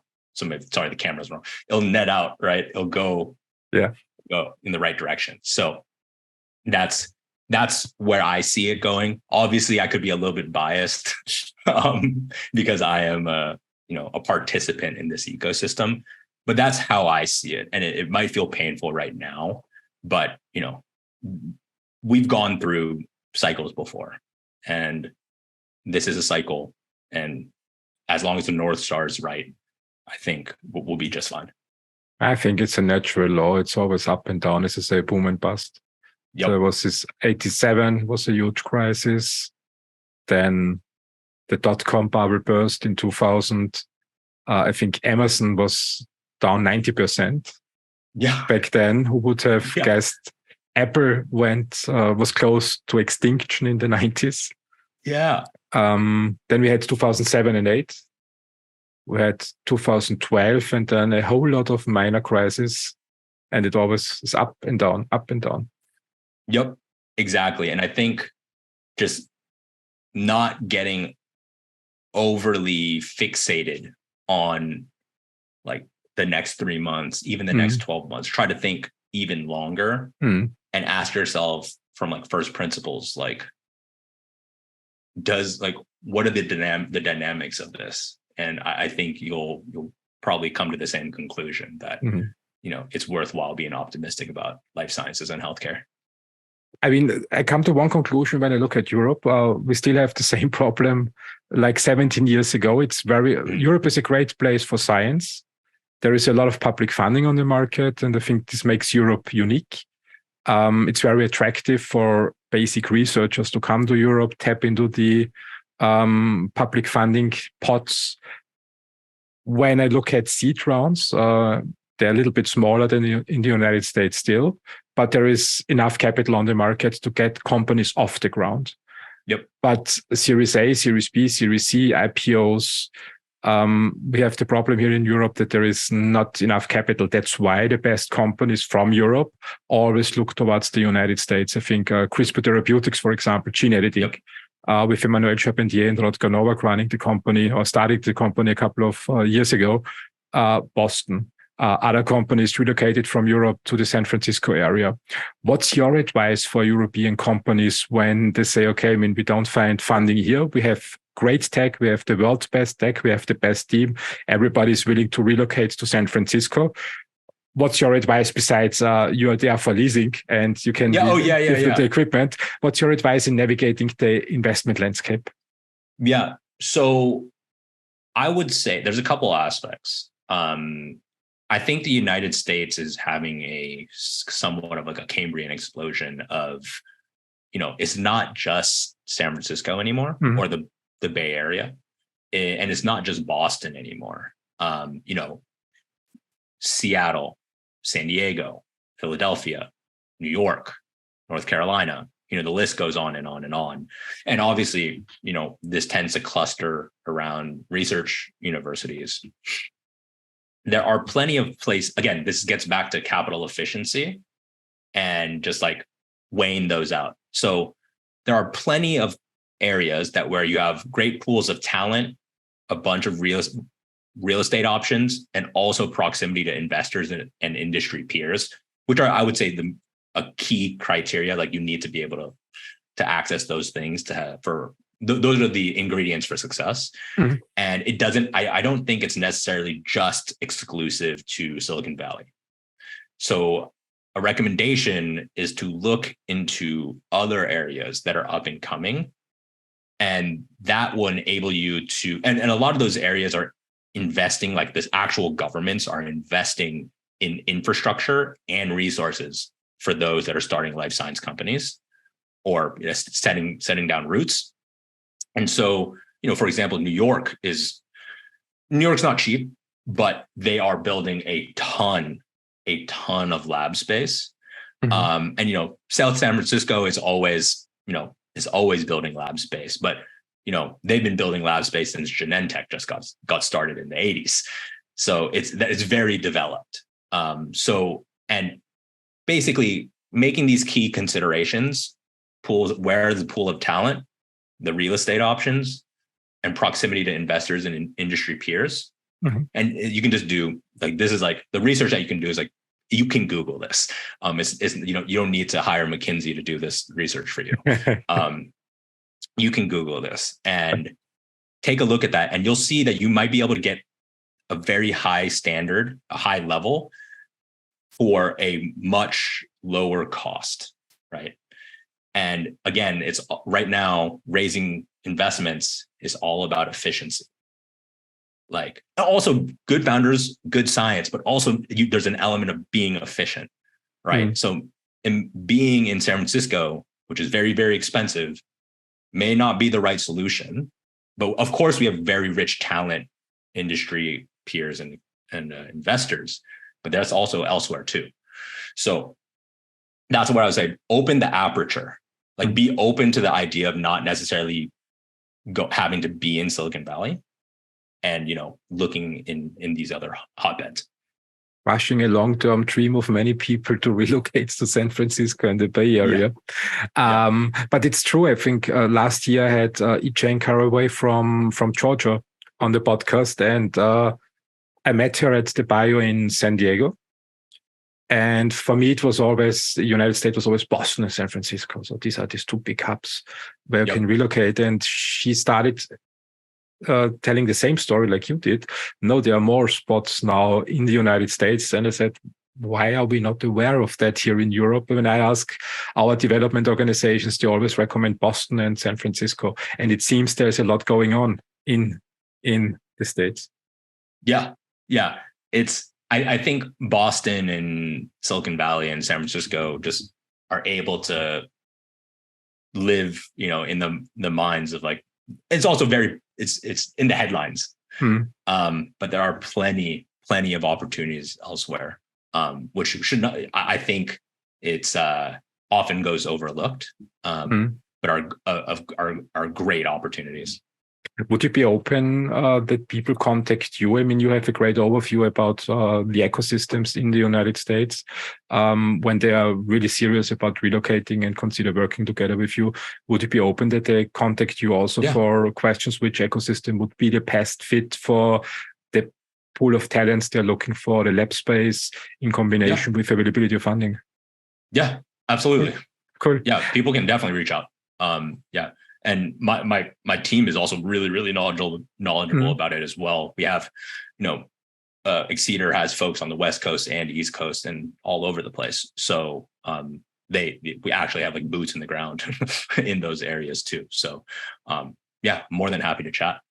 It's fun talking to you, but I had just a look at the time, and I think we are almost at 2 hours. So time flies when you have fun. I have to jump to the final questions. What's your long-term vision for your company? Where do you see your company in the next 10 years? Yeah. So, honestly, it almost sounds like the next 10 years, I even want to extend it, like just like wait, I touched on this like earlier. Like I want Excedr to be a generational company. And in the next 10 years, we're doing everything that we can to further that effort. So it's better serving scientists, getting them the equipment they need, and getting them basically to accelerate their research and hit their milestones and commercialization efforts faster. And I think we haven't talked about it publicly yet, but we're finding ways to further improve our leases and provide more value to our clientele with exclusive perks. So, we're continuing to find, again, that it's about growing the pie. And so we're trying to find ways to continue to expand that pie and provide more value to our clientele. So in the next 10 years, I guess it doesn't sound overly grandiose, but it's just like doing more of what we currently do and doing it better. And perhaps there's an expansion into another country in the next 10 years, but we'll see. Conquer Europe. Yeah. Not conquer. We'll dip our toes and just like kind of see and then figure it out. Yeah. We have 3 minutes left. Is there any point that you would like to address on this podcast and that I didn't ask questions about? No, honestly, I think we've covered a lot of like fantastic topics. And I guess the one just kind of reminder I want to leave with people is just like, it takes a village to this. Science is hard. Like science is super hard, and it takes a village and it takes a team. So, I'm very grateful for those that have supported Excedr along the way. My wife, I couldn't have done it without her. My co-founder, Jeff, the amazing Excedr team. And also, I was going to give a shout out to an organization that I'm really, really excited about, Nucleate. So Nucleate is I compare them to basically the Y Combinator for the life sciences and the sciences. They're a student-run organization that's a nonprofit that is fostering scientific entrepreneurship. And they're basically teaching PhDs and MBAs and pairing them. And basically, they are helping them with company formation. They're helping them with entrepreneurship, teaching them the ins and outs, how to pitch, how to fundraise, running a company, you name it. And they're helping the next generation of folks who are trying to translate science out of academia into, the private sector. And we love them. They're a fantastic organization. Really, really love their mission. And so, just want to give them a shout out too, because I think they're going to play a big role in the future of biotech and the life sciences. What's the website of the organization? Nucleate.xyz. I'll actually drop this in chat. .xyz.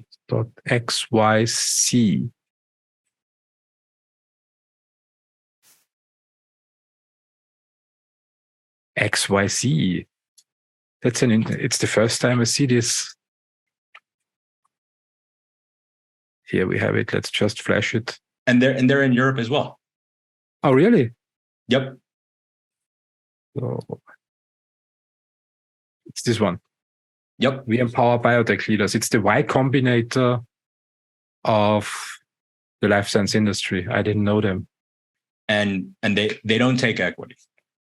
It's just to foster entrepreneurship. Atlas Venture, MassBio, 5AM Ventures, Harvard University, Stanford. World-class advisors. It's really great. Thanks for pointing that out. And this seems to be the locations. So where are they in Europe? I think if you, there you go. I'm curious. Sorry for that. Yeah, no worries. I know they're in Germany, Switzerland, the UK. They have locations. It's great. I have to look it up. And it continues to expand as well. Okay, definitely recommend people checking them out. So they don't take equity, and their model is basically to support companies in their formation. Yep.